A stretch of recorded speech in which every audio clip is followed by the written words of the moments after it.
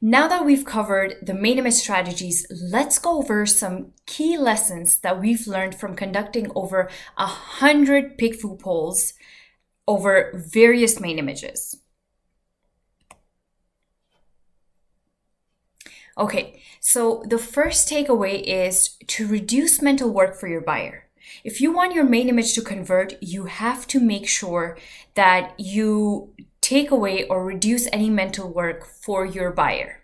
And the way to do that is to leave nothing to the buyer's imagination. So do everything you can to visually explain the functionality of your product to your buyer. Okay, now take a look at these three images. And as we can see, option C is the winner. And there are a lot of reasons for that. The first one is it has packaging in it. And the text on the packaging alone explains what the product is. It shows that it's a laundry detergent and a dryer sheet container. So it's a 2-in-1 box that accommodates both things. Additionally, it's showing how the box has space for placing the pods, which is then covered by a tray that holds the dryer sheets.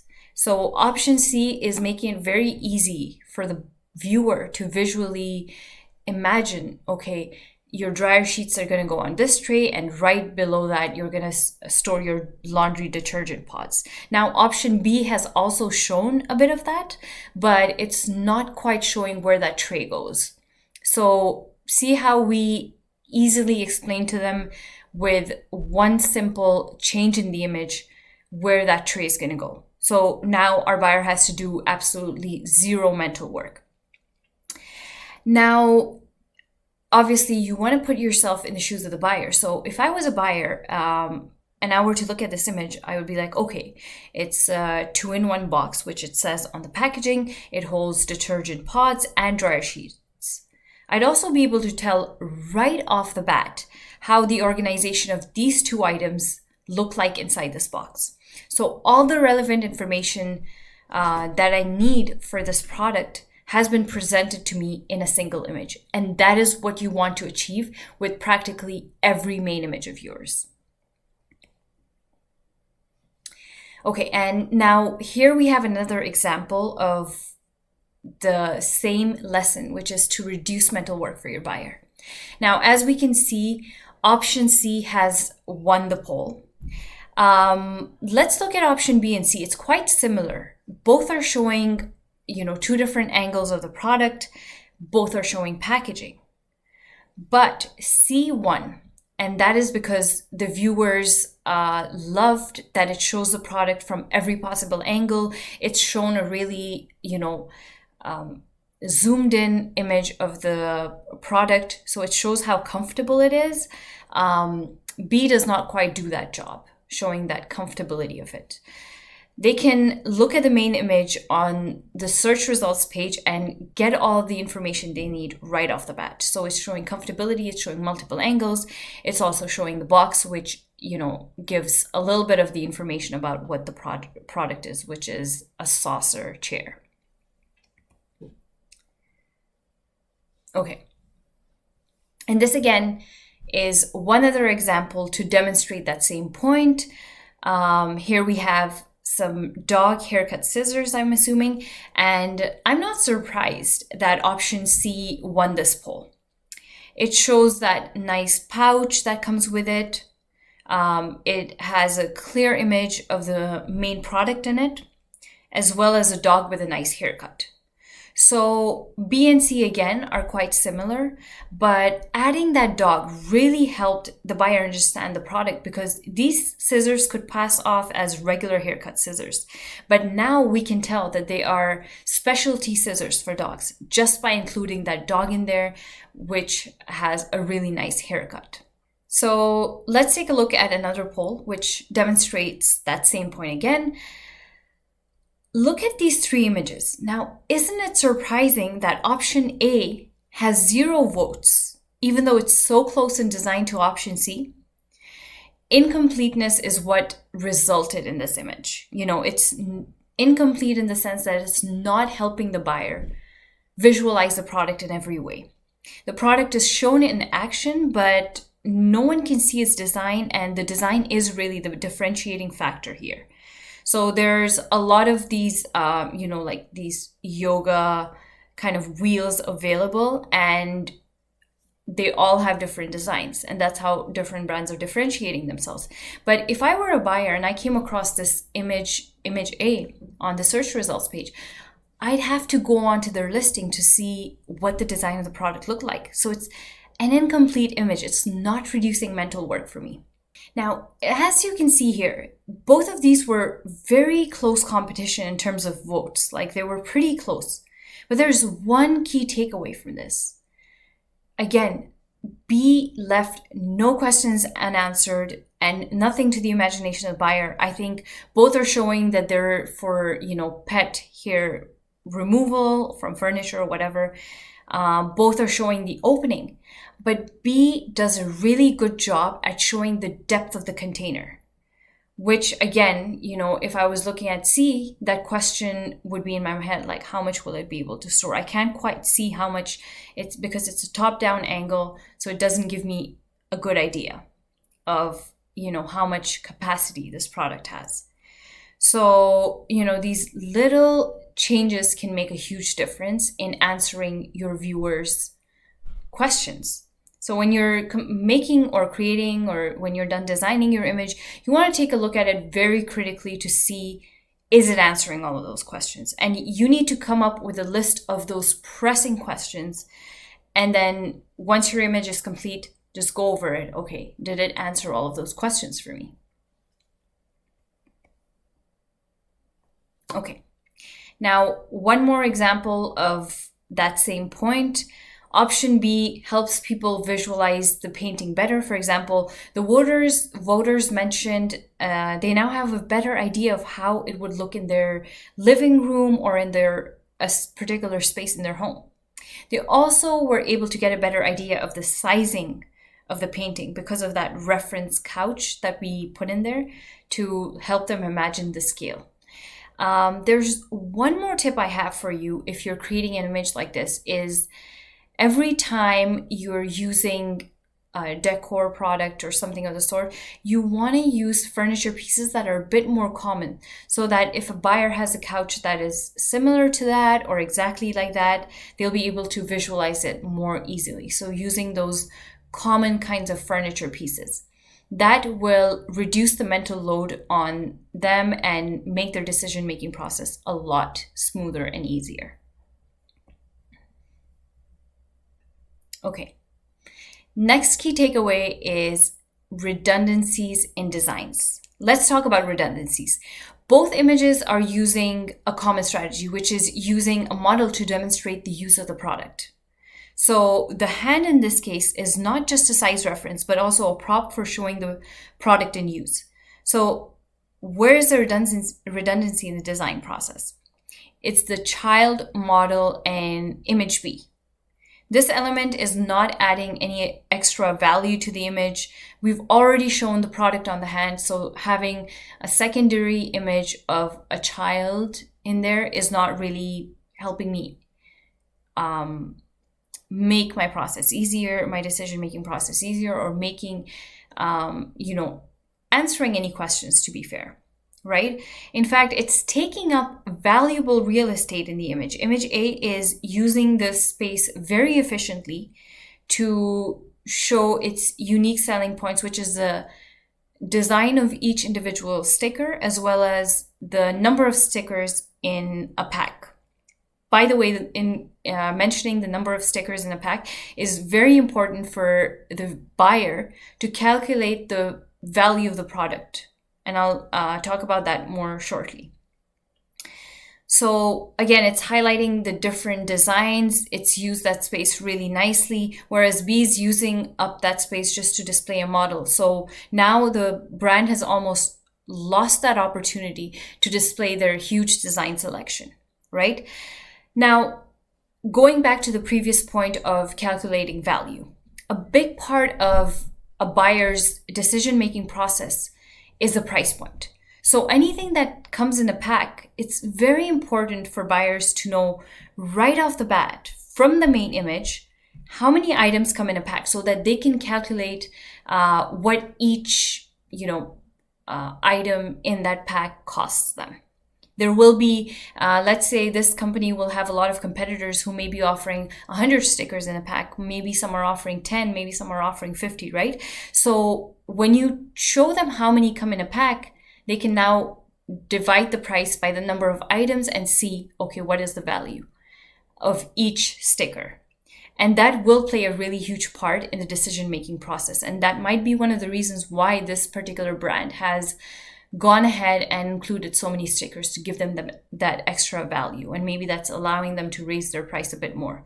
But if I were to look at image B, I'm only seeing 2 stickers. So now I'm like, let's say the price of this pack is $13. I'm like, okay, well, I'm paying $6.50 for each sticker, which is definitely not worth it. So again, you need to reduce redundancies in your design and add elements that will speed up your buyer's decision-making process. And this is another poll that is a great example of showing redundancies. Option B has a model in it who basically serves no purpose here. The inclusion of the model adds zero value to the image because it is not communicating any key information to me. In contrast, looking at these other images, they've added a remote control, they've added different variations that the product comes in. So that is giving the viewers key information. Let's say I looked at this globe and I wasn't sure if I wanted this purplish color, maybe I wanted a different color. Now I know that this brand offers other colors and I can go onto their listing and see if I like another color that might help me buy the product. And I do want to mention an additional point here. The way that they've displayed the variation, it's very well done, especially in option D, which is clearly the winner. They have created smaller globes so that the user or the viewer doesn't misconceive it as the packaging having multiple light globes, right? So sometimes if they had included all of those globes in the same image and they were of the same size, as a buyer, I would probably think, okay, maybe this comes in a pack of 2 or a pack of 3 or whatever the amount that there are of variations they have. But by making those images smaller, they're now making it easy for me to understand, okay, this product is only 1 globe, but I can choose from the different variations. Now, another thing that is, again, very important in the design of option D is that every variation is shaped like a globe instead of like those small circles in option A or like just a color spectrum in option C. The reason that's so good is because having it in the shape of a globe, now I'm getting better visualization. It's making it so much easier for me to visualize that how this globe is going to look in different colors. Whereas looking at those small colored icons or that color spectrum, I wouldn't be able to tell from option C how many different colors come in this globe. And from option A, I would just be able to see the colors, but this globe has a little bit of depth in it. So, option D really makes decision making easy for me. And I'm like, okay, looking at these options, maybe I like the green one and I'm able to better visualize it just from the main image. I don't need to go onto the listing to get a better idea of what the globe might look like in a different color variation. Okay, and just to reiterate that point of like creating smaller icons of the product to show the variations better, we've used it for so many different products, and this toilet seat cover is a great example of that. And as you can see, it scored 82, so it did a great job as opposed to, once again, those smaller icons of colors. So whether your product is a pair of socks, a toilet seat cover, or practically anything in between, this strategy could work for you. Okay, now the third takeaway is to create enough differentiation in each image. And this has been very important learning for me because a lot of the times, when we're designing images, the client sometimes does not want too much variation. They'll change the angle by a little bit here and there. And, what ends up happening is you get inconclusive results. And we'll talk about that a little bit later. But let's talk about this particular poll first. Running this poll gave us a few very good insights. And the first one was that the box in A helped them see how many pieces of puzzle there were in total. So once again, adding that packaging to give them additional information. You can always, if it wasn't on their packaging, I would always say to use label it strategy, which is to just include on the packaging in a sticker format how many pieces there are. Again, going back to making it easier for your buyer to calculate the value of your product, right? And the second one is the hand in B helped give them a size reference. But this is what happens, as I said, when you don't create enough differentiation in your main images when running a split test. The results have been inconclusive. There's only a difference of 4 votes in here. One's scored 52 and one's scored 48. So, this is a major red flag because there isn't a clear winner per se. So to avoid inconclusive results, what you want to do is, there needs to be a clear visual difference in each version, in each main image version of the split test. So what could we have done differently here to avoid these inconclusive results? Well, the main puzzle could have been a bit smaller in option B, maybe, to create a little bit of a difference. And then the hand could have been a bit bigger. And, again, it could have held the puzzle sideways to show the thickness and quality of the puzzle. So now, again, that was another one of those pressing information, which when you're looking at puzzles, you want to know what the quality looks like. Will it last me longer? Is it thick? Like I have no idea by looking at this image. So, creating a very focused image, something like this, having the piece a bit more tilted so that the thickness and cardboard material is clearly visible to the buyer would have really helped in this image. And it would also have created enough differentiation. Okay. And now this is one other example of that same lesson of creating differentiation in the versions of your main image. Okay. Once again, a very inconclusive split test. One scored 44, one scored 56. So it's not a huge difference. And there's a key mistake here.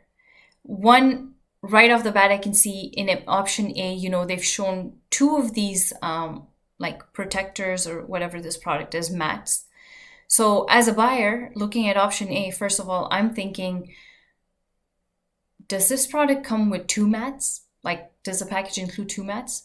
So this is very deceiving. If you want to show multiple angles, you have to make the other images, the other angles smaller so that, obviously it gives, it does not fool the buyer into thinking they have 2, because if they get the product, it'll lead to a negative review, and we want